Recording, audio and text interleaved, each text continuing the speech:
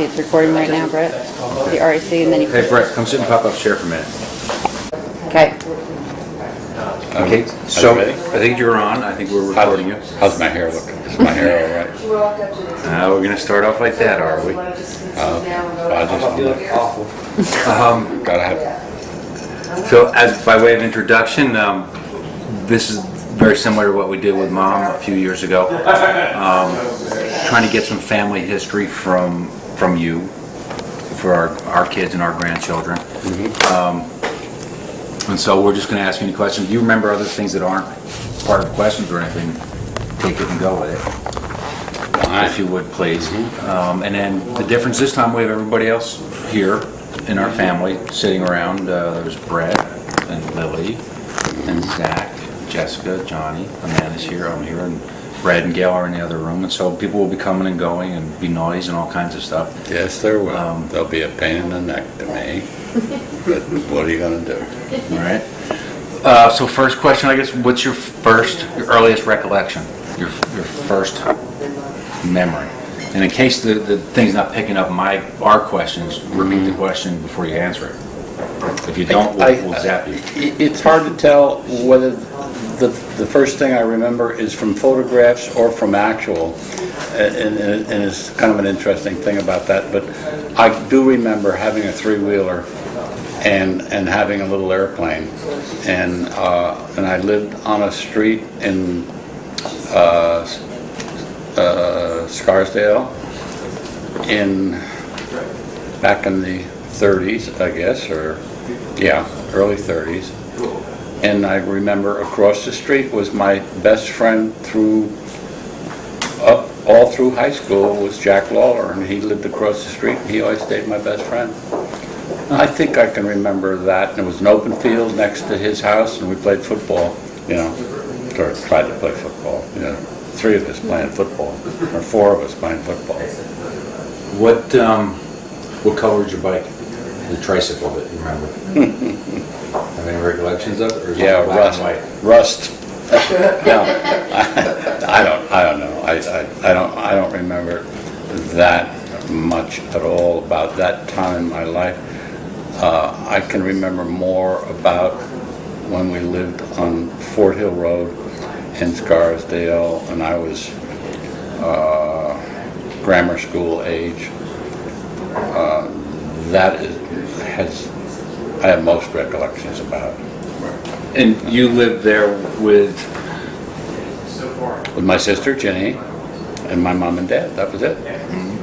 And were there any other relatives that lived around town near you that you saw? Cousins, uncles, aunts? No, all grandparents were up in Waterford and Troy, New York, and it was a long, cold drive to go see them, and we had to put blankets over us in the back seat. What kind of car was that? I have no idea, but let me tell you, it was old. So that was in the 30s, so... Yep, and it was a trip that took all day, and now would take approximately 2 hours to get from Scarsdale, New York, up to Troy. Was an all-on superhighway now, 2 hours. Times have changed. And cars didn't have like forced air heat. No, Did you get warm off the engine and it kept? I think there may have been a heater in the front, but the heck with the kids in the back. I'll tell you that much right now. It wasn't a rumble seat, was it? No. No, but I do remember riding in rumble seats and loving it. Oh my God! But that was that rumble seats didn't happen all that often.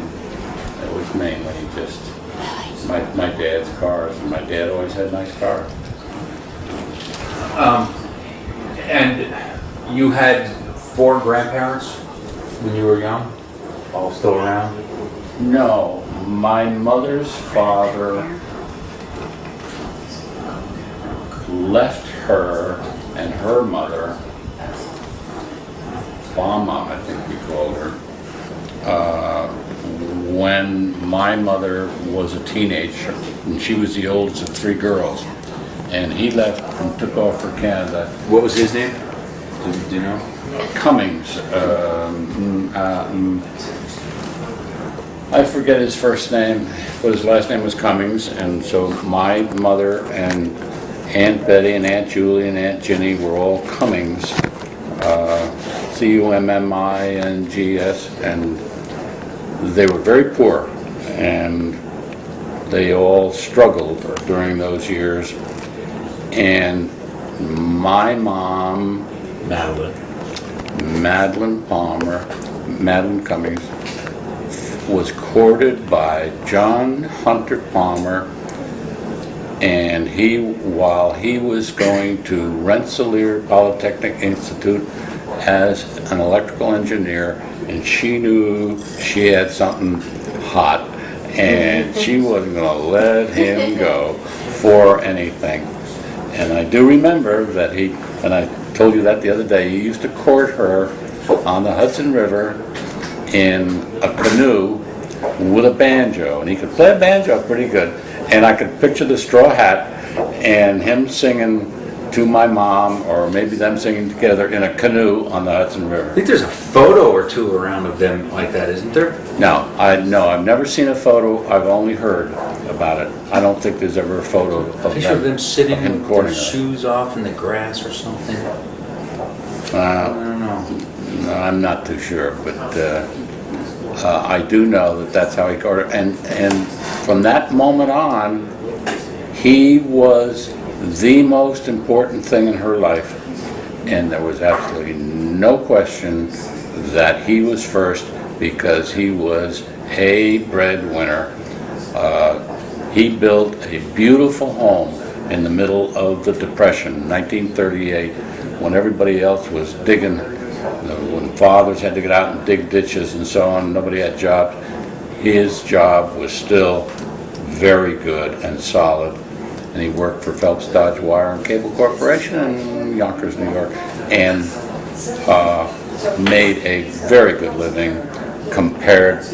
I mean, that house was a house that now would be in the maybe $400,000 or $500,000, and I remember he paid $13,000 for it, and $13,000 in 1938 was one heck of a lot of money. So, Do you have memories of his parents? Did you know them?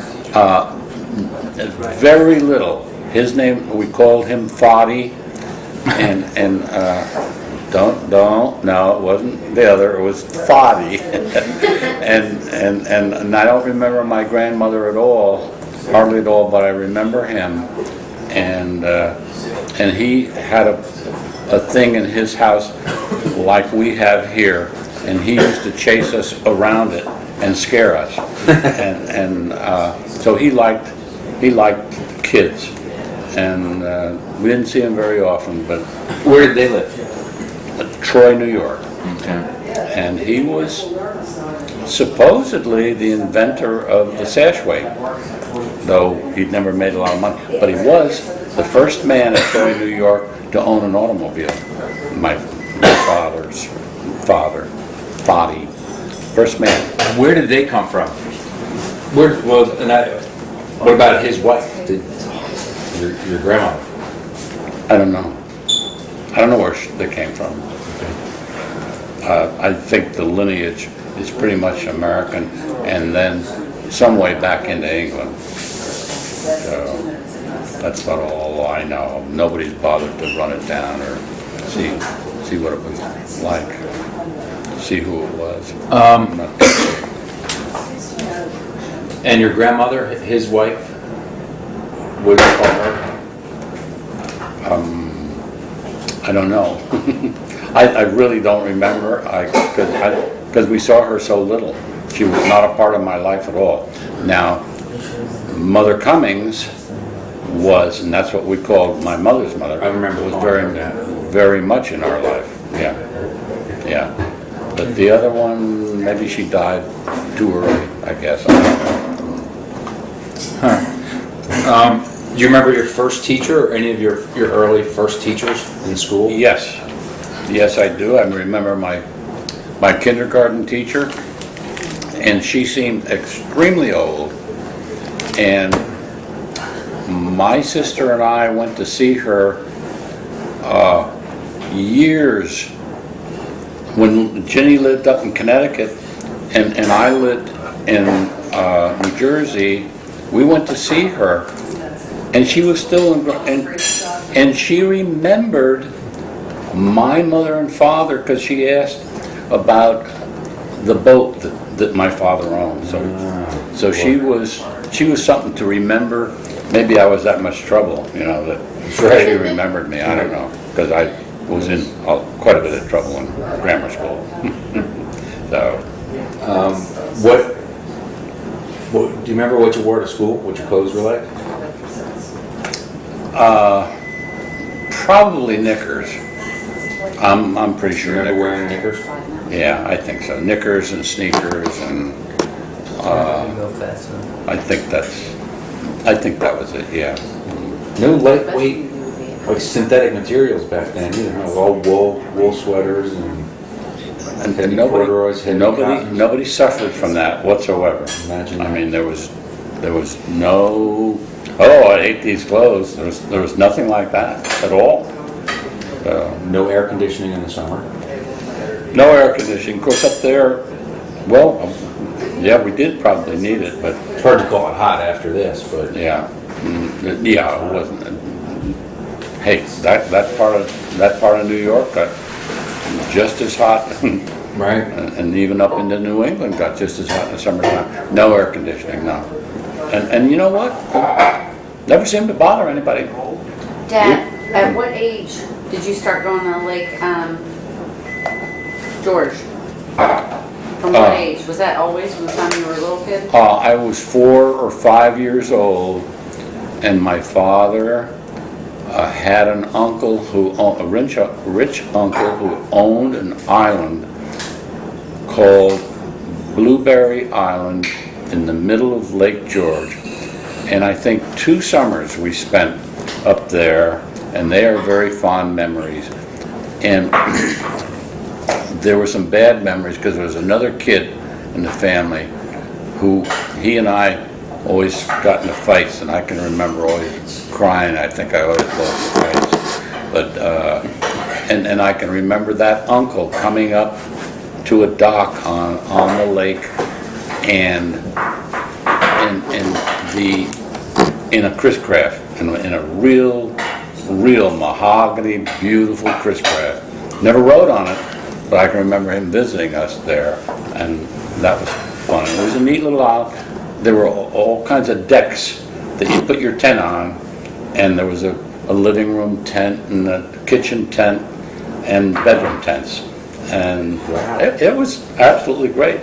And Linda and I went back up there a couple of years ago and swam off of what might have been that island, and we swam and drank the same water in Lake George. That's how pure it is. And boy, that doesn't last. That's where New York State took care of Lake George, and they stopped all living on it other than the very southern end of it. And it's still an unbelievably beautiful place. And you can see where the Mohegan Indians came from, because it still looks like that when the Mohegan Indians were there. Remember those guys, right? Last of the Mohegans. Yep. Yep. It was an absolutely great place for vacation. How did Granddad get into boating? He didn't grow up on boats, did he? No. I don't know what fired him up, other than the canoe in the Hudson River, and then when he moved to Westchester County, he went into sailboats and went into very nice boats in the 30s. And then during the war, he couldn't get gas for a boat, so we had little 18-foot sailor where I really learned how to sail, and an 18-foot sailboat that had a jib and a mainsail, that's all. But I could sail alone. And in fact, even taught in the summertime, taught sailing. You did? Yeah. I loved it. It was in between school, coming home from prep school. I had long summers, and I got a job at my father's club and teaching. And I always remember there were always cute little girls, and I used to take them out and show them how to sail. And I loved it. Did you play any sports when you were a kid? A what? Any sports when you were a kid? Oh yeah. Oh, we every afternoon at our school we played baseball, and it was all pickup. That's all it was, pickup. And I told you, I had a first baseman's mitt, and I put a piece of wood like a tongue depressor. It would be about that size, and you wedged it into the leather of your glove, and when the ball smacked into there, it really made a nice smack sound, and I did that. So yes, played baseball a lot, and every Saturday morning it was a pickup game. Maybe 9-10 guys, maybe certainly not 9 guys on a team, but didn't matter. And the big guys scared the daylights out of us because they could throw the ball so hard, and we're stepping in the bucket every minute, believe me. Well, I guess there wasn't a whole lot of organized sports before high school, huh? No. They didn't have Little Leagues back then? No Little No, League? no It Little started League. after World War II, I think. No. Did it? Yeah, no Little League. Organized sports were just high school. And of course, I went away to prep school, and they had organized sports and so on. But that was all of that. Ask me the next question because I don't know what else. Well, tell us about Aunt Jenny. Well, we had Is she older or younger than you? She's 2 years older than me, and we had a probably pretty typical brother-sister relationship. There was certainly no love, but by the same token, there was no hate either. And one of the things that stands out the most in my mind is the fact we were having an argument once at lunch, and she threw a fork at me, and son of a gun if it didn't, ding, right into my chest, pierce the skin, and then hang there. And I didn't have a shirt on, and she almost fainted. And it, it didn't hurt that much. I just pulled it out, and little blood came out, and that was the end of it. Of course, what was on the end of the fork, who knows? Maybe that's what caused brain damage or something. I don't know. But we had a good relationship because don't forget, I left home at age 14, and she left for college 2 years before that. So I really never saw much of her because I did 4 years in prep school and then 2 years in the Army. So I wasn't basically home for 6 years. Wow. So I saw very little of her. So, but from there on, it was a very nice relationship. It really was. And it got bad. It got very bad when Trudy got jealous of her, and Trudy treated her very poorly. And I can remember she visited for a week, and she came back. She called me back and said, "I will never visit you again, Jack. It's not your fault, but I will never be treated like that again as I was treated by Trudy." And that was one of the things that she was always a jealous person, and she was jealous of my love for my sister. So I didn't see much of her, and then when Linda came on the scene, they loved her and they embraced her, and it brought my relationship with my sister back again over the past 15 years to a beautiful relationship, one in which both Jimmy and Ginny loved her so much, and it helped me in my relationship with them. So That's my sister. And I also, she went to college and I didn't, and I always thought that she was very, very smart. Where'd she go to college? Endicott Junior College in Endicott, Massachusetts. And I used to think she was smart, and as time went by, I realized I'm twice as smart as she is. But I always had this inferiority about not going to college and so on, and she did, and all that stuff, so. But I still loved her very much. You're not drinking your drink. Yeah, okay. Stop drinking. Did your parents offer for you to go to college? No, as a matter of fact, they talked me out of it, and what a shame. I'm so shocked that granddad, he was a very smart man, why? It would have cost him absolutely nothing. When I graduated from New Hampton, I had an automatic in the Bowdoin, in Maine, and in another, I can't remember what the other college was, and I had the GI Bill of Rights to pay for my college education, and the little we talked about it was that, well, we don't think you're college material. Instead of saying to me, hey, you're older now, you've been in the Army, give it a shot. And But was that the mentality of a lot of people back then? I mean, kind of, college was not, well, college was not as big then, no, but my father should have been being a college graduate. That's should shocking. have said to me, you are smart, you can do it. All you have to do is grow up a little bit and take this seriously, and you can get through school. And I was never encouraged. I was kind of discouraged about it. And there was no money. They weren't talking about money because it wouldn't have cost them a bloody cent. The GI Bill of Rights is really what made college as common as it is today. Yeah, right. Yeah, so many veterans. Yeah, and that is forever and will forever be a sad thought on my whole life that I didn't go, because then I realized that with a college education you can to some degree pick your profession, and so I didn't, and eventually it ended up okay because the insurance business turned out to be pretty good, and I managed okay. Before I move on later, do you have a question? What was the Army like?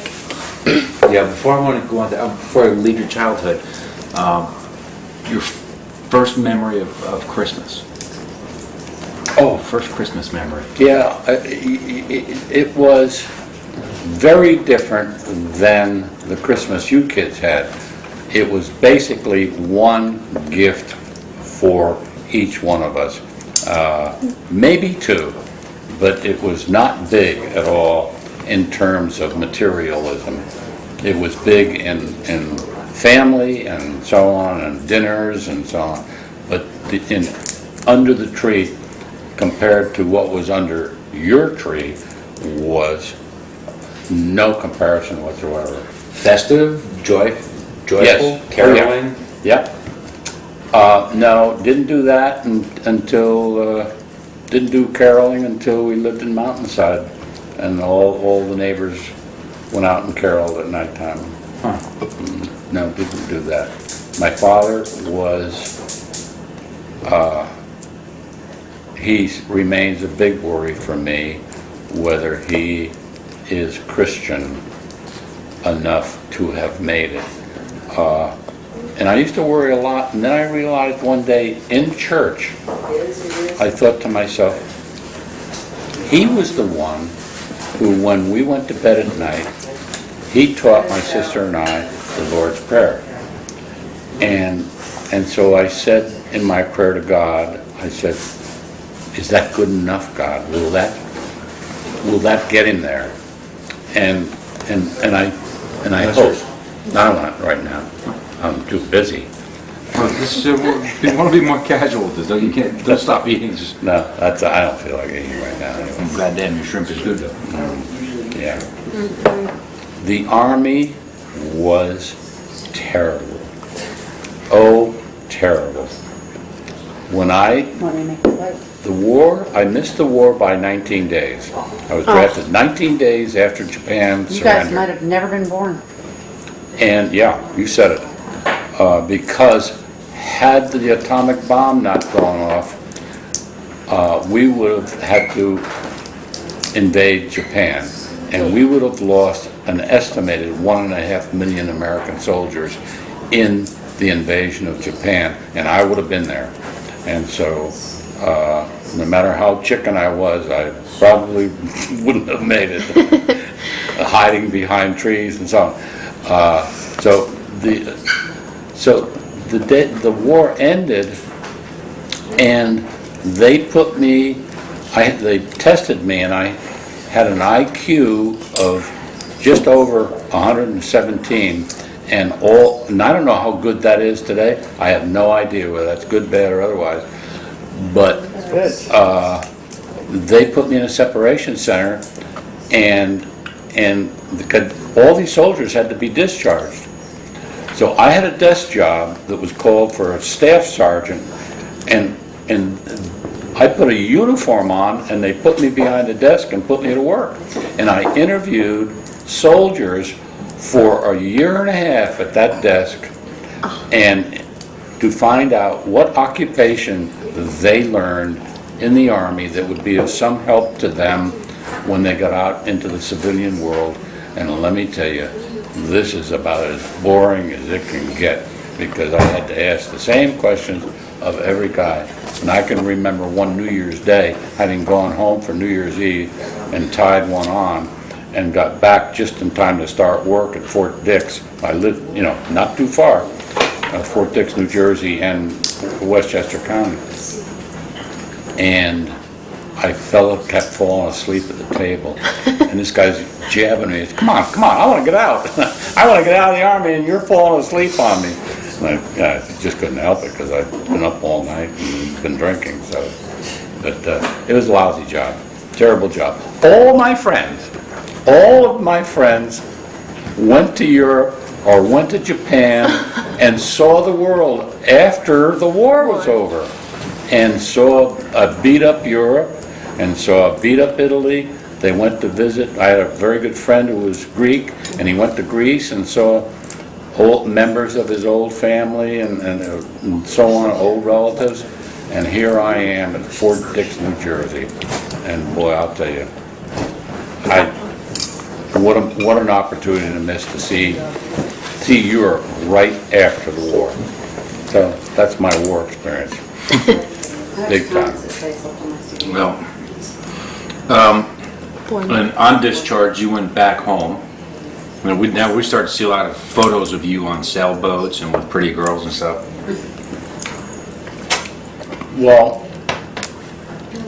I had various jobs, of which were not much, but I did do a lot of sailing with my parents. And most of the sailing I did was when I was going to prep school, and I had long summers off. And after I went to work, I didn't do very much sailing at all. But my father did loan me his Pride and Joy, which was a 38-foot sailboat. The Black Witch? No, it was called the Heyday. And he gave it to me for 2 weeks. He trusted me with his Pride and Joy with 2 friends who didn't know how to sail, and let me take it for 2 weeks up Long Island Sound. That's how much he trusted me, and that's how good I was. I was a good sailor. Wow. I've heard you tell a great story about that squall. Well, that came across when you were out with your... I was out with my mother and father on a Sunday afternoon, and the sky was yellow, and we were there down below picking up cleaning up down below, and all the portholes are open and the hatches are open, because it was a hot summer day, but there was a wind blowing, and all of a sudden, I looked down. This is on a cruise, a motorized boat. This Or is a a sailboat, and I wanted to sail. And my father said, no, I don't want to get the sails. There were cotton sails. And if you get a cotton sail wet, you can't fold it up. You have to come over the next day and lay it out in the sun and let it dry, or else it'll rot and be no good. So nylon had not come in by that time. And so I'm very unhappy we're not sailing. And I looked down the Sound, and there's regattas all in Long Island Sound, and all the sailboats are going boom, bing, bing, bing. Oh, I can see them, plain as day. And a frothy line, maybe 25 feet high, came across the Sound, across in front of us. And I called down on my father, and I said, look at this. And we took one look, and we battened down all the hatches, we closed all the portholes, and that thing hit us broadside, and it was registered in Yankee Stadium, 75-mile-an-hour winds in Yankee Stadium, and so it must have been something like that out there. A brief squall, and when it hit us, the water it picked up hurt your face so bad that you had to look away from it because it stung, and so it started blowing waves and water into the cockpit, down onto the engine, and the engine quit. And so we sailed across Long Island Sound, maybe 3 miles, on what they call bare poles, no sails out, but boy did we move on that. And I'm just hoping and praying that he can get the engine started before we hit the coastline of Long Island, across the other side. Excuse me, I have So- 1 minute of CV left right here. Okay. I don't know if we want to stop here and Yeah, it's good. Yeah, we lived through it. We lived through it. But that was something. But, and you guys had to go on and rescue a lot of other boats. On the way back, All right, Glasses who's on. recording?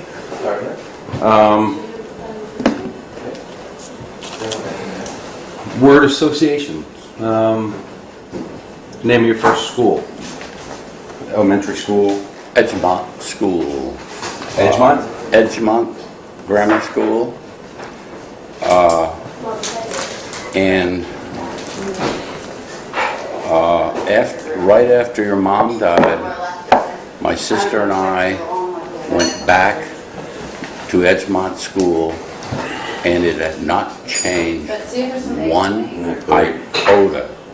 It was exact. It was the most incredible thing to go back in time, perfectly back in time.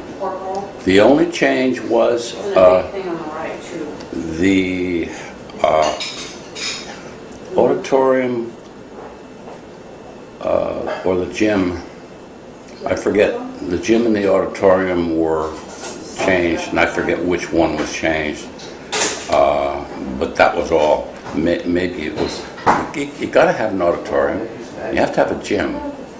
But I don't know what there was that was different. But one of those two rooms were changed, and it was the most incredible experience to go back in time because nothing had changed.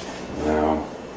And I was just totally. There was a big rock out deep in the baseball field that nobody could ever reach it or anything like that. But kids used to climb up on the rock. It was like a whale out there, and we used to climb on that and so on. Of course, nowadays they'd probably take it out because there'd be some kind of a liability involved with it. But. Your childhood friend. Well, unfortunately in 6th grade, Howard Hoffmaster moved into Scarsdale from New Orleans area and Louisiana someplace, and my parents did not approve of him at all as a friend, and there was a very good reason why, because he was a wild guy and he taught me his wild ways, and he was probably a pretty bad influence on me, but still in all, he was my best friend, and I've tried to look him up, and I can't find him in Google or any place else with the name of Hoffmaster. You'd think you'd be able to find it. I can't find him. Maybe he got married and changed his name. Is he the one you set the forest fire on? You got started fire? No, I didn't set any forest fire I anyway. want to check the sound real quick. You want me to stop? No, go ahead, man, still taping. My father tied me to my sandbox because he found me playing with matches, and with my little girlfriend next door. What were we, 3, 4, 5, somewhere around there, and we were playing with matches. And to teach me a lesson, he tied me to the sandboxes so I couldn't go anyplace. That was my punishment. You'd be arrested today for doing that. No. Yeah, probably. First schoolboy crush, remember? The teacher or a girl? 3rd grade, Betty Butler. Right after school, we would run out into the woods and kiss and run like hell. And go. And she went one way and I went the other way. 3rd grade. Oh, no. Yeah. She was, and from there on, she was always kind of a girlfriend through grammar school. That's great. But I learned young.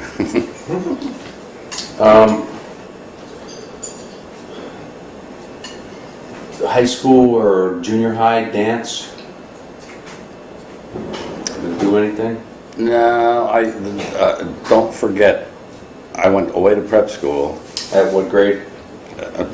High school? Freshman high school. So the dances in junior high I went to, I remember going to and getting a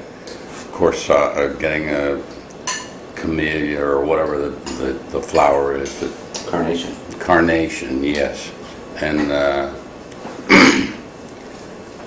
I don't know whether I danced or not, but Just standing around with the boys drinking punch and... probably something like that. I don't remember really dancing with girls in grammar school.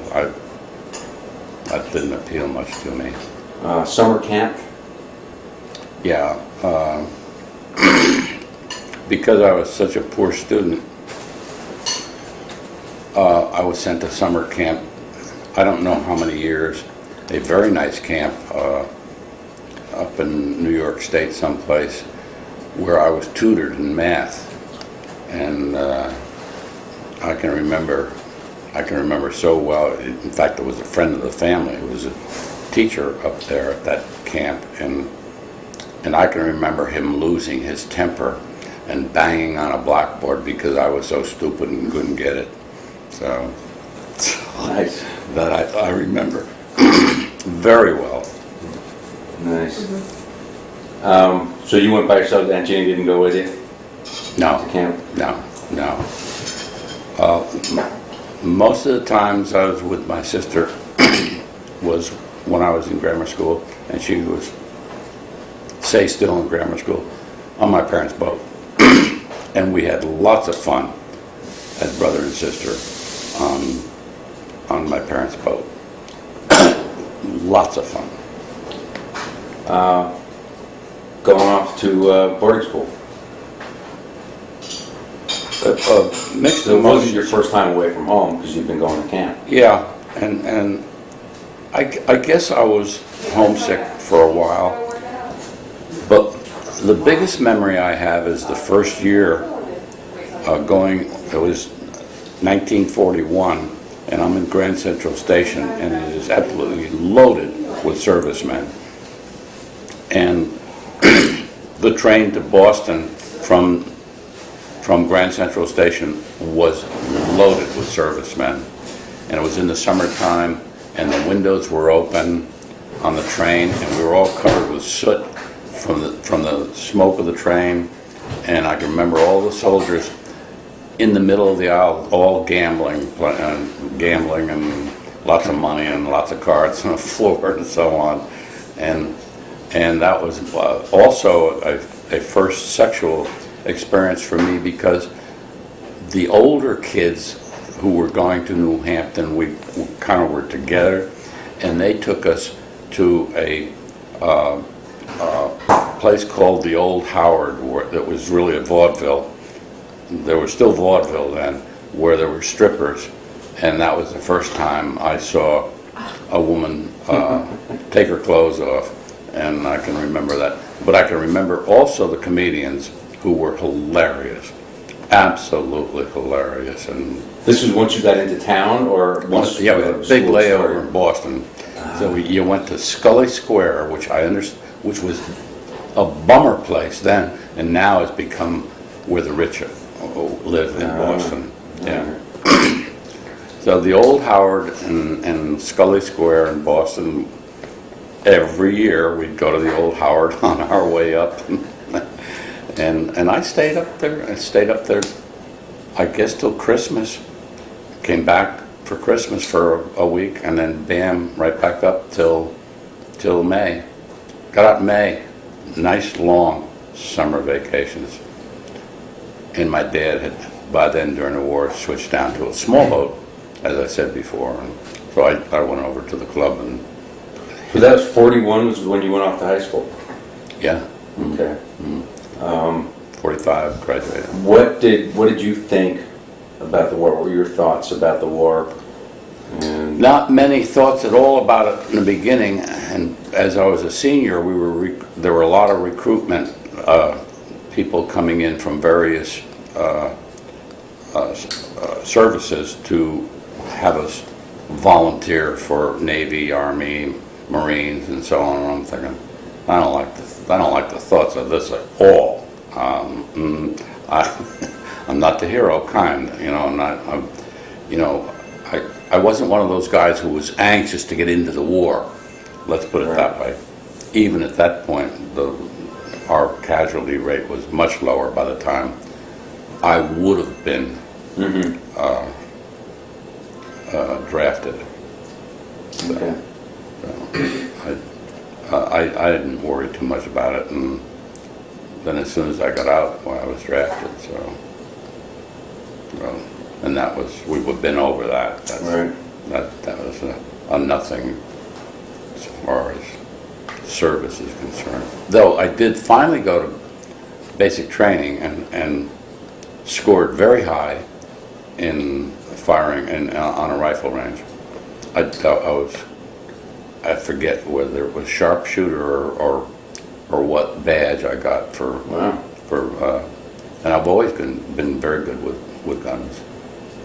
Because Jimmy took me skeet shooting and was totally amazed that I could hit the skeets, if that's the clay pigeons, pretty regularly. That's where I got it from, because I can. Yeah, you were good at it. Yeah. And That's where I get it from. shooting was a natural for me. And on the range was, we were very close to Lakehurst Naval Air Station, where they had blimps. And the blimps used to fly over the range, and every once in a while you'd see a rifle go up when a blimp went over. Of course, the pilots of the blimps knew what height that they were safe at, but we thought maybe we could hit one,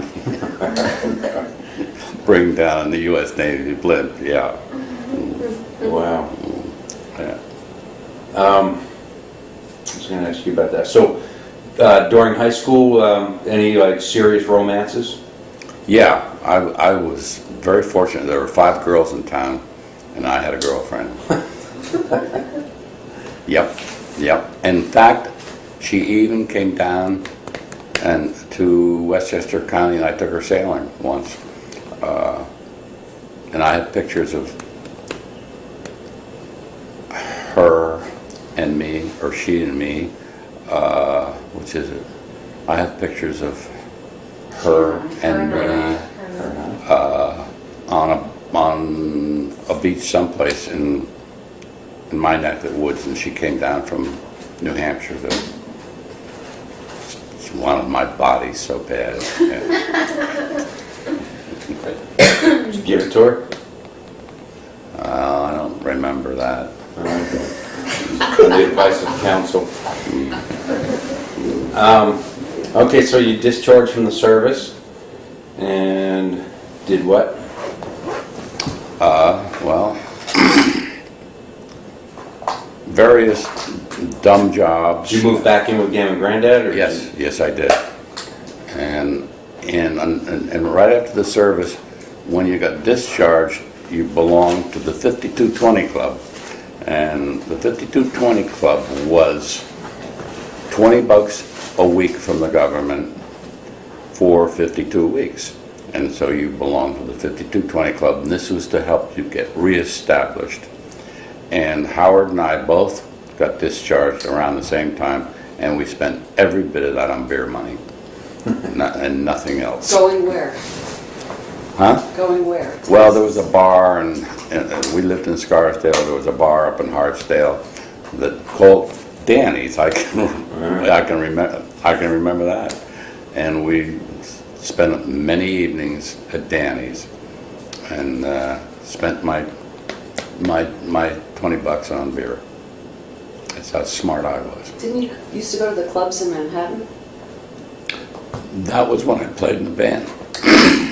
I played in a USO band when I was a teenager, and that was great. That was a great experience for me. I was very good on a trumpet, and of course studied trumpet for 7 years, so I could, read music very well. And I was recruited by an older kid, and these were all guys who weren't going into the Army yet, who were very good musicians, and we had big band, and I mean a big band. We played all Tommy Dorsey, Benny Goodman, Glenn Miller stuff, and even ended up at Glen Island Casino, which is one of the biggest spots in Westchester County for big bands to land and play for a week or something like that. And we played there. And to me, that was a tremendous thrill. And then we played in USO clubs in Manhattan. I'd come home at 3 in the morning. I was 15 years old. 15? Yeah, 14, 15, 16, somewhere around there. So music became a fairly prominent thing in your life. Enjoyed it? Yeah, but it never was prominent. I was good at it, and I played in bands, and I enjoyed that, and I enjoyed, going to New York City and playing that kind of music, and just absolutely loving that part of it. But so far as, and then when I was in the Army, I finally went to basic training, and I had a friend, Jerry Miller, who came up to me, and he was a trumpet player, and he said, "Hey, Jack, West Point is looking for musicians," and it was on the barracks wall, and so we read it and said, "Yeah, let's apply." So we applied through RCO, and son of a gun, if we weren't given permission to go to West Point. Now, West Point was a matter of 1 hour drive from my home, and so I jumped all over that, and I got up to West Point and auditioned for the West Point band. What people don't realize is that the band at West Point was enlisted men, it was not cadets. And so I happened to be auditioned and be up there at the same time as football season. And that was when Glenn Davis and Dr. Blanchard. Dr. Blanchard, David, Mr. Inside and Mr. Outside were killing everybody, because the service has got the best athletes, and of course it's all the reverse right now. But and I saw all the home games at Michie Stadium, and the reason I saw them was they auditioned me and they said, "Yes, you're in," and I said, "However, you only have 6 months left on your current enlistment or your current draft status, and you have to re-enlist for a year if you're going to be accepted by us. And I said, no thanks. I wanted out so bad it wasn't funny. And so I did not take the re-enlistment, and then so thusly I never made it. But it took them 3 weeks to get me back to Fort Dix, and let me tell you, talk about barracks. They were beautiful college buildings, of course, we lived in, and no GI ever lived in better quarters than that place. And the food was outrageously good and so on, because we were eating the same food the cadets were eating. So your curfews and everything more relaxed than the cadets, or I do you have didn't, to? I didn't have any curfews at all. So you guys are just. I guess there must have been a curfew. There probably was, and I don't remember that. But it was a sweet deal while it lasted. Then back to the Army and interviewing soldiers to get discharged.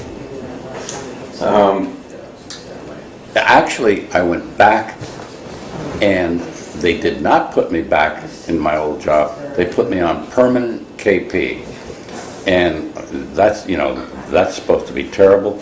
It was the best duty I ever had, because all of the mess halls at Fort Dix were manned by German soldiers, prisoners. And they're the ones that did all the work and all the washing and all the peeling of potatoes. And we were just hanging around. We really didn't have all that much to do. And I can remember, boy, steak for breakfast, quart of milk and steak. And boy, we ate like all get out because we had access to the food that was there. It was a neat deal. Loved it. Didn't want the deal to end. Just for the food.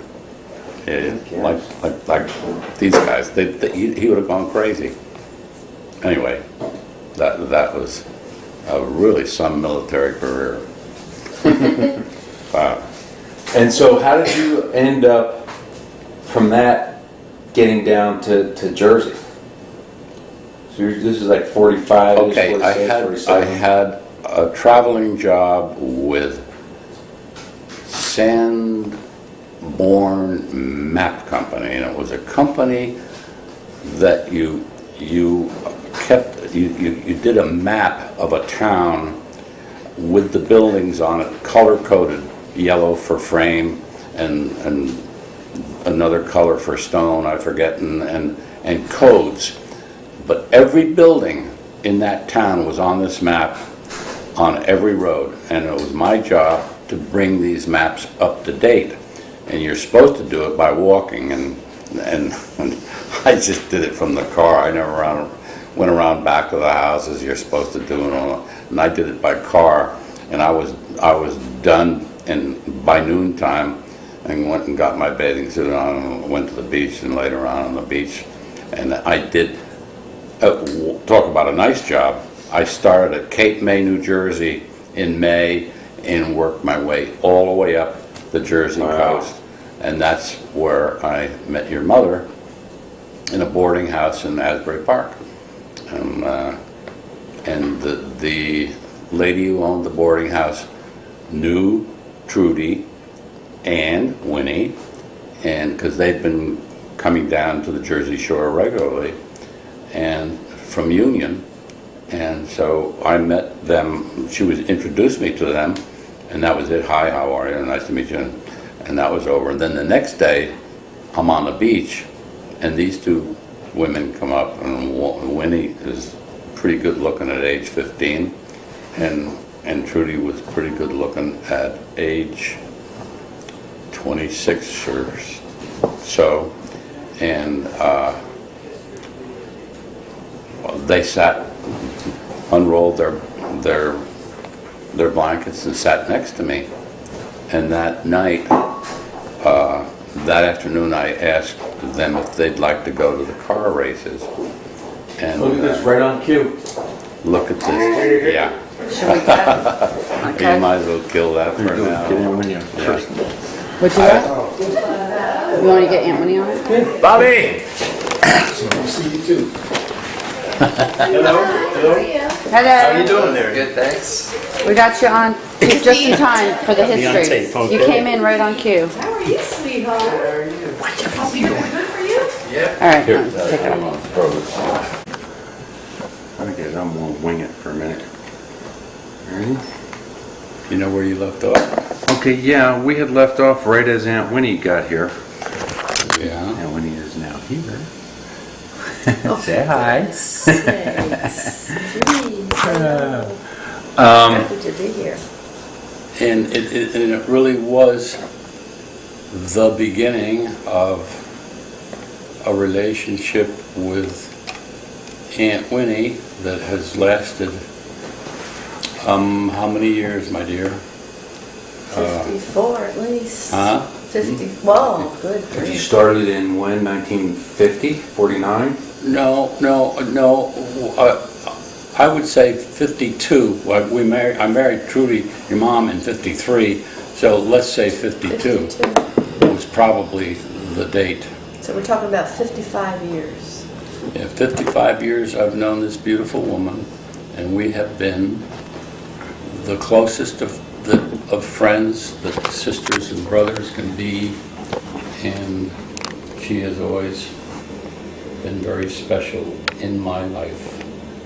And I would say that even if she weren't here sticking this needle in my leg. Okay, but you know what, we skipped a little, I understood that you were engaged once before you married Mom. Yeah. We skipped all that. I also wanted to ask you if you had a dog when you were a kid. Never talked My about having parents had 2 dogs, and the last one died. His name was Toby when I was at New Hampton Prep School, and my mom wrote me a letter that cars were going around and he was laying in the street in front of our house. That's how busy it was in that part of Scarsdale we lived in, and he was in the road. He'd just fallen asleep one summer day in the middle of the road. I know he wasn't hit. He wasn't hit by a car. He was just asleep on the road. And that was not emotional. It was, a little bit sad, but I've never had connections to dogs that other people have had. Yeah. And for some reason, I love them. I love Opies. That's all. Just Opies. And you may ask that, what an Opie is, if you like. But What is an What is it Opie? now? what is an Opie? An Opie is other people's dogs, and I do love other people's dogs very much. Probably because you were too hurt No. when your dog died. No, You suppressed I it. wasn't hurt at all, honest. I just don't want to go to the trouble of another dog. There's too much trouble. I wouldn't think of going to all the trouble. We're going to Chicago a couple days. What am I going to do? Put them in a kennel and pay you $100 a day? And I want a kennel with a room with a television for them, of course, like everybody else. So, anyway. Nope. Okay, now then, speaking of dogs, then you apparently were engaged at one point after the service. Yeah, Carolyn Terwilliger was her name, and we had a lot of fun together, and we got engaged, and then I went off to the Army, and she went to college, and that was the end of that. She sent me back her ring, which had been donated by my mom to me to give to her, and for all I know, that ring, that same ring went to your mom, and I don't know where the ring is now. I think it was broken up into, I don't know where it is. Anyway, unimportant. So she was, yes, she was my first, love. Yeah, I loved her, yeah. You were how old? Early 20s, I guess? Yeah. No, come to think it was after I got out of the Army. It couldn't have been before. It was after I got out of the Army. I don't know. But anyway, it broke up. What did Gam and Granddad think about that? About her? I think they probably felt that I wasn't ready to get married and wasn't mature enough to get married then anyway. So that was probably okay with them. Her folks loved me.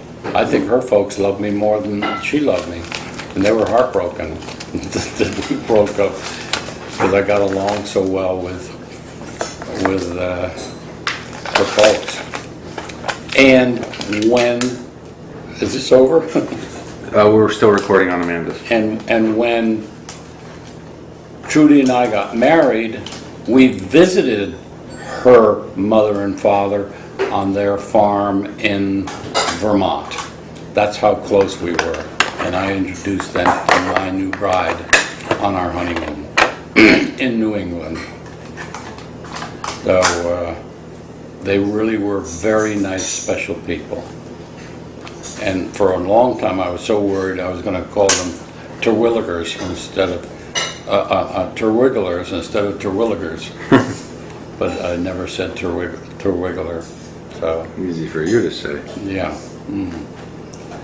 So that was the end of that. And I often wonder where Carolyn is. She was very pretty. She tended to be a little overweight at that point. I would imagine later on in life she really blossomed. I'll bet you any amount of money, because she was tending to get a little on the heavy side as it was. So Okay, we'll pause there and switch tapes and DVDs and such. And we'll come back and start the next chapter. You'll put your golf match on for a minute? She was gorgeous blonde.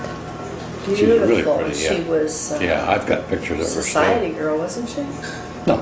She looked that way. No.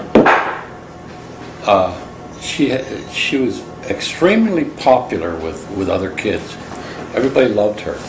She was that kind of person. She laughed easily. She was a fun girl. Where did you meet her? She lived in the same apartment. Oh, that's right, that's right. And I think that's in the other part of it. Were we talking about that on tape, or I think it was before I we think were that's on recording? tape. I don't know. It was on tape? Yeah. Do you know how to change the CDs in this? The DVDs? Yeah, you.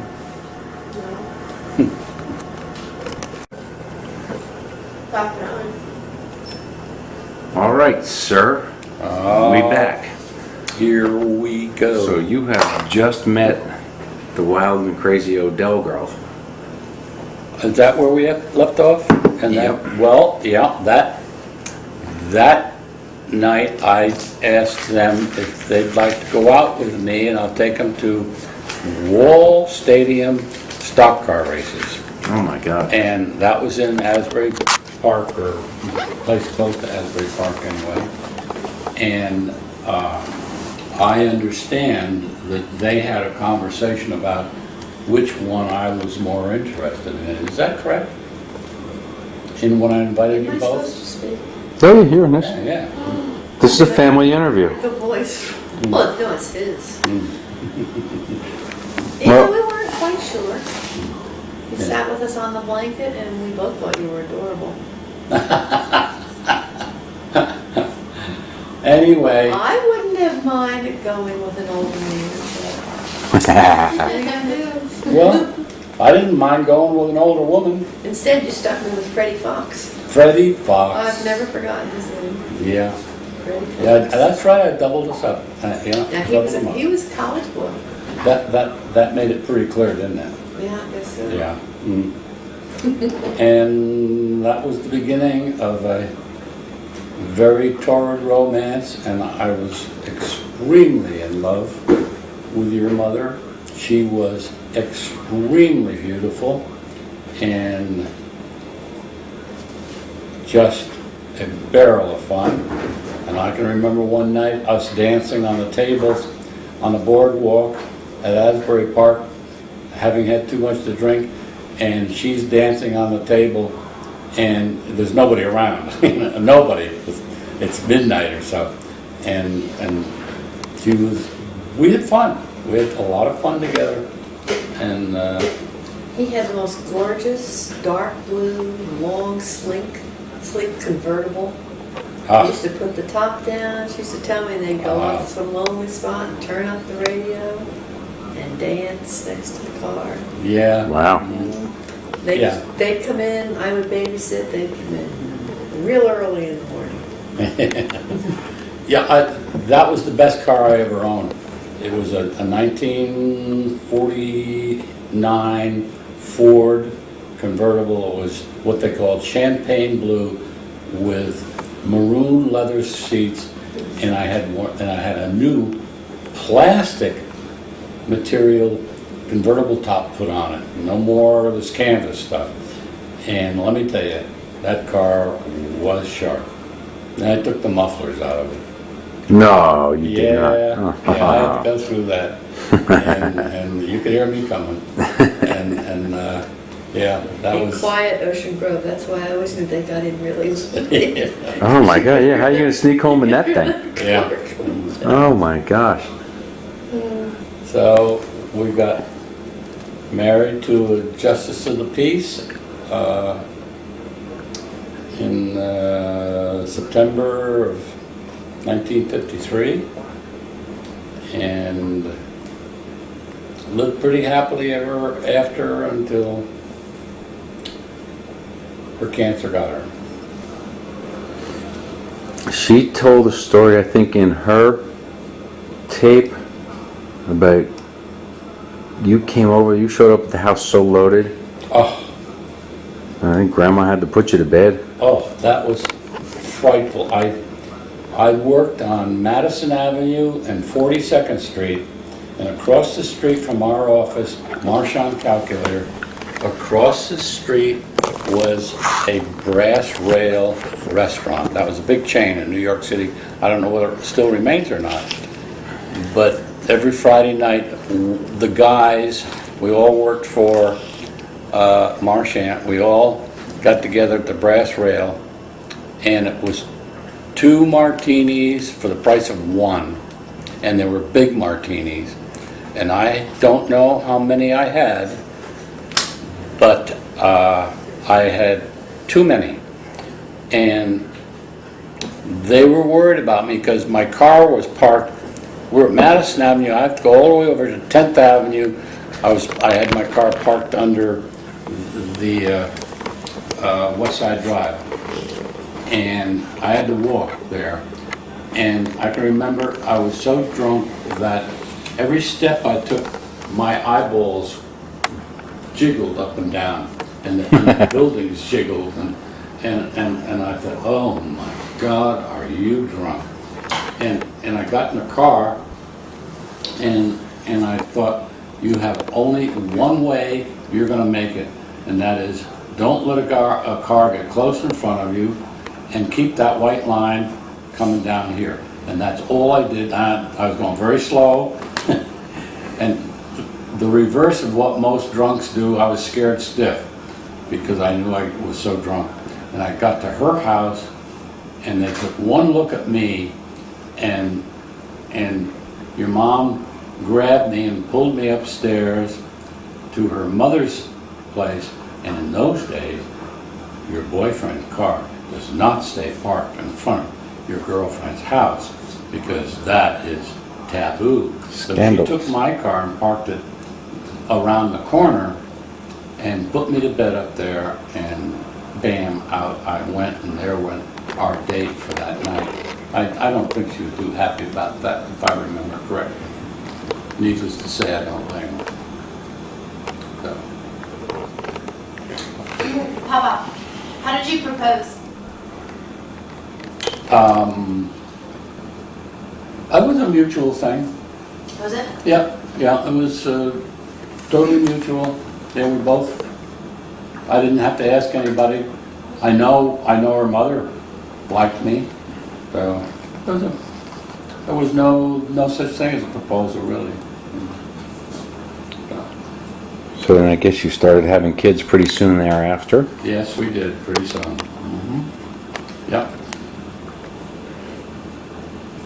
Yes, You they want kept to coming. elaborate? Yes, and my father used to ask me if I really knew what was causing it. And my father was unhappy because I was marrying a woman with 2 children, and that was marriage, he said, is tough enough, but you don't marry a woman with 2 children, and you also don't marry a Catholic because they're nuts, they don't know what they're doing, and so on and so forth. And so he says, this business of beads and bells, and he says, that's the silliest thing I ever heard of. And pretty soon I was with the beads and the bells for the next 38 years. And didn't hurt me at all. I got confirmed in the Catholic Church, but I never once went to confession. Never could get myself to go to a priest and tell him my sins, because I didn't know what my sins were to begin with. So, and I'm sure there were, but there wasn't anything I could think of that would be, where I didn't steal and I didn't lie and I didn't cheat, and so I don't know. I couldn't. She always wanted me to go to confession on Friday night or whatever it was, and I could never do that. What were you doing for work at the time? Well, you said when you met Mom. I started out selling Mercury Lincoln, and didn't do very well at that. And then came along Charlie Heimlich, who recruited me into State Farm, and that started my insurance career, which was highly successful. And had I stayed in that business and not been tranquilized by Hilton Head, I'm sure I would have ended up fairly wealthy, because every one of the guys I started with, they either stayed with State Farm or went off on their own. They all made a very good living, and I walked out on a potential of a very good living at the age of 45, 47 years old. And because the insurance business just grows, and I was well established and was doing very well when we decided that, let's go where your heart is. Let's go where God tells you to go. and sold the insurance business, sold the house in Mountainside, and then a year later sold the house in Bay Head, and came down here to Full Sweep and started playing golf. And your mom got very worried because I was playing golf every day, and one day I came back in the house and she said, "You do know here, you're going to have to go back to work, They were paying me for my business over a 4-year period, and it wasn't a tremendous amount. It kept us reasonably comfortable, but obviously it was going to end, and I better get myself reestablished pretty quick." And so she's the one that, without your mom pushing me and doing a lot of driving of me, I'm afraid I wouldn't have been whatever I was, because she was all business, and rightfully so. And you're going to stick your finger in front of that lens in a second, yeah. And so that brought me into the real estate business, and from there on. Then when she got sick, and I had to go into, towards the end, to really caretaking, it really took me out of the business. And then after she died, I went back and shortly thereafter,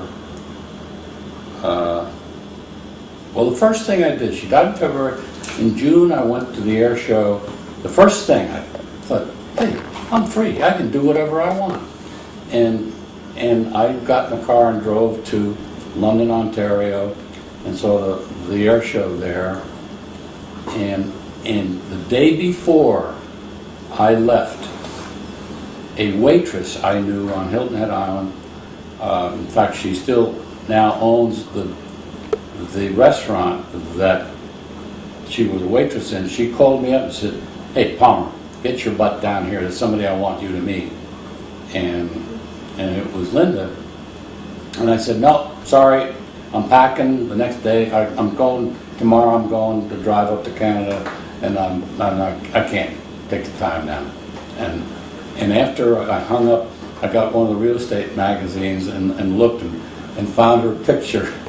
And I thought, "Oh, that's pretty interesting." It was a little. I mean, it was a big group picture, so they were little, but enough to tell me, "Hey, that's kind of interesting." Huh?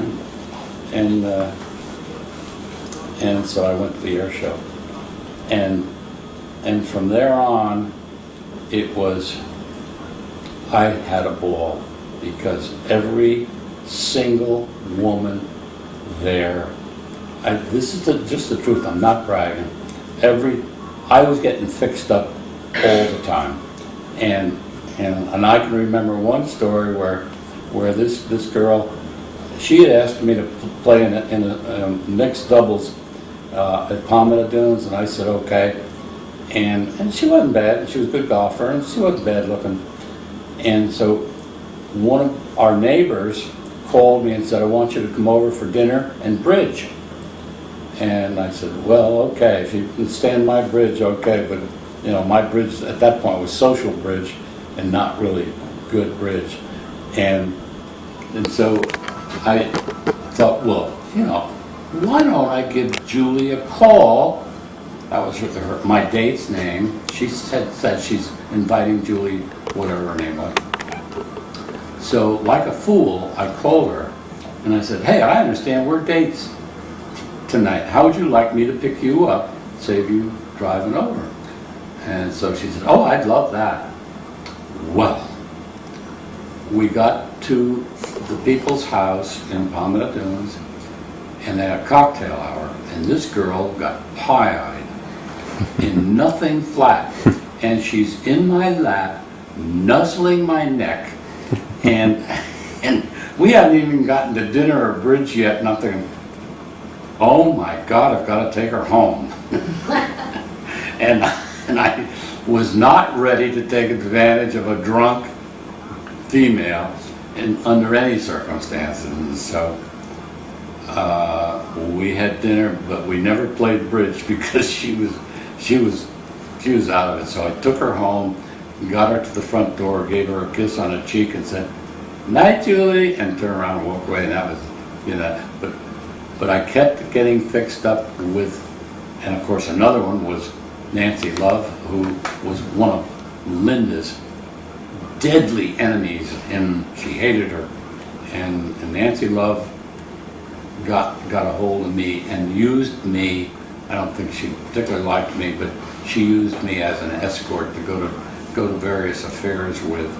And that soon dawned on me. And it also soon dawned on me that she was a very unreligious, immoral. It's not fair to say immoral, but certainly not. It doesn't go down the same path I go, and that became obvious. But she could always beat me at tennis, and it was always close, and I always wanted to beat her, but never quite did, because that's all she did.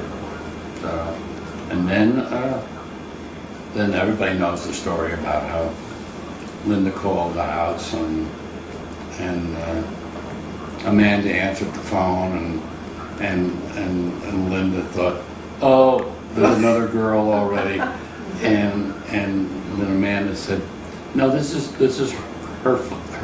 I'm his daughter," and she said, "Oh, Linda, I know your son, Reamer." And of course, I had known Reamer, and the reason she was calling was Reamer told her to call because Jack Palmer was now a widower and available and so on, and he wanted her to meet me.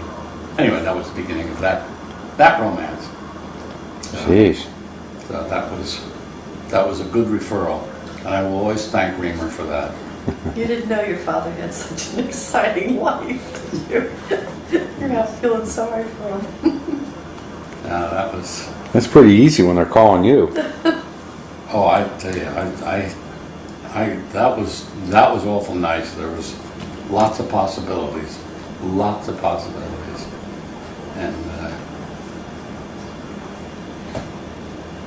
so I'm not complaining.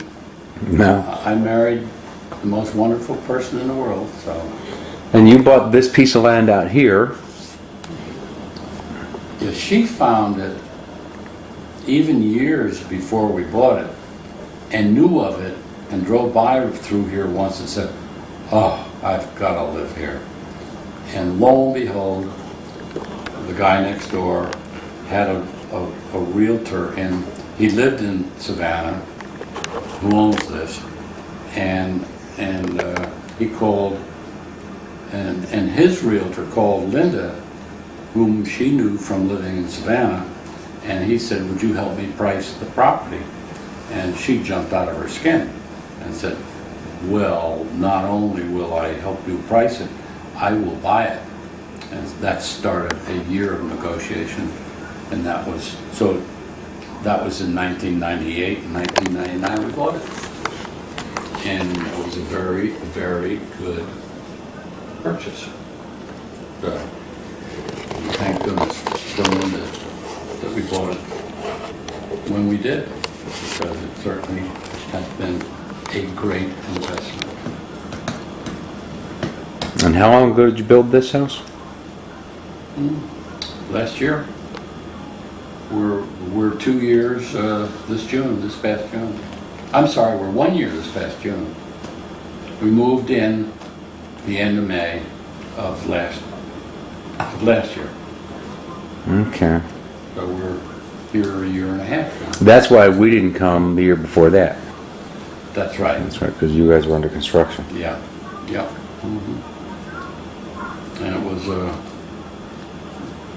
quite an ordeal getting it done with the people who were building it for us. No, it always is. But a happy occasion, really. And as I say, these 2 rooms, the porch and this river room, were my choice of what I wanted. And what she did with the rest of it, I could care less, so long as these 2 rooms had fireplaces, the porch and here had a fireplace. That's all I cared about. And a big porch, one we could entertain on. That's my doing. Not that she argued with me, she agreed with it. Good. And the little cherry kid brought the boat. Yeah. Yep. Yep. It And was a nice she's, addition. I can go back to that little cherry kid in my arms, and she is a month or so old, and her parents have no idea how to stop her from crying. And I brought her out on the deck at full sweep and sung to her, hummed and rocked her, and she stopped crying right away. And that was the beginning of a bond that has always been very, very special to me, because she was always, and I have tapes of her that are hilarious, of her looking at herself in the mirror. Oh, yeah. And making faces at herself, and she didn't know I was taping her, and they were really funny, cute little pictures. She was a cute little thing. What happened? Still Yeah, is. we all know, Still is. Either you're cute in the beginning or cute at the end, and what are you gonna do? Winnie, do you have any other recollections that he's left out? Any other stories? Well, his life is just beginning. He's got all kinds of stuff. Well, if you're looking for an end to this thing, just know that this man has been the luckiest man in the world, and I still keep talking about the footprints in the sand, because that was my life until I fully accepted Christ, and Then my feet came back in the sand. And if it had not been for community Bible study, I don't know, it probably would have happened anyway, but community Bible study brought me to Christ fully, 100% to Christ. And I look back and can see that He has been carrying me and carrying me and carrying me to a most delightful life, other than the death of a wife, which is not very easy to take. But other people have had bad things happen to them, and so that's one bad thing. But all the rest has been glory because of you kids and all my family around me. It's been, I'm ready to go any old time. I'd like to stay and see more. I want to see her children. Maybe Winnie will have another child, who knows? And I want That would be a nice, fantastic. yeah, and Will you be the godfather? I'd rather be the father if you don't mind. And anyway, I have no complaints about my life, and I thank God for it all the time, and that's all I have to say. And I thank God for my wife Linda, who watches over me and takes care of me and keeps us where we are right now. And she is, other than my family, it's a toss-up. Which comes first, my family or Linda? Because she is so important in my life. And I said to her the other day, I said, you always say you love me more than I love you. And I said, I don't think so. There's no way, if I ever lost you, my life would be over. And she said to me, you're not contemplating double suicide, are you? Murder. And I said, well, if you could do it the other way around, I'll go. If you go, I'll be so glad to go to be with you. And she said, well, I don't think I'm ready for that yet. So that proves that she doesn't love me as much as I love her. Just get the house in my name before you guys do anything, will you? Yeah. Well, now, That part's gonna be fun. I won't be around when that's settled out as to who wants to get into being an owner of the house. And quite frankly, I don't want to be around when that happens. And don't get me wrong, I don't think there's going to be any fighting or anything like that. There's going to be those who can afford to get into it and those who can't. Wouldn't it be nice if Linda's business supports her and she does not have to sell it to my family, to her family, to the family, that she can stay in this house and keep things going just the way they are? That would be a real blessing from God, so that when she goes, it automatically gets turned over to those members of the family who feel they want to be and can afford to be a part of it. And that's the way I hope it ends up. It might even be a rich granddaughter who gets in on it, for all I know. So that's the way. Please God, let that happen, that she can stay here and live here, and this can go on the way it's going right now without any or having to sell in order to survive. So there's a prayer I really is number first in all my prayers, that she stays here and comfortable without having to sell it. well, I think you're going to be around a while longer, and Well, I'll just talk about your end times. I mean, I ain't going to let you off the hook that easy. well, Yep, you're right. And you know what? Right now, my hopes are all renewed. For somehow I've been renewed, and, Because them little rat bastard kids just finally got out of here. well, he's gonna hear this now. I know, that's why I said it as a joke. But I've explained to Reamer, and he knows if they were her kids, it would be the same thing. I wouldn't be able to stand it. Not when you get to this age. I can't stand them. No one can, it's not just you. Anyone has No, a I mother. hope so. I hope people You realize just that. just don't want to It let ends children. up, I just thank you, Lord, for my life, the way it is.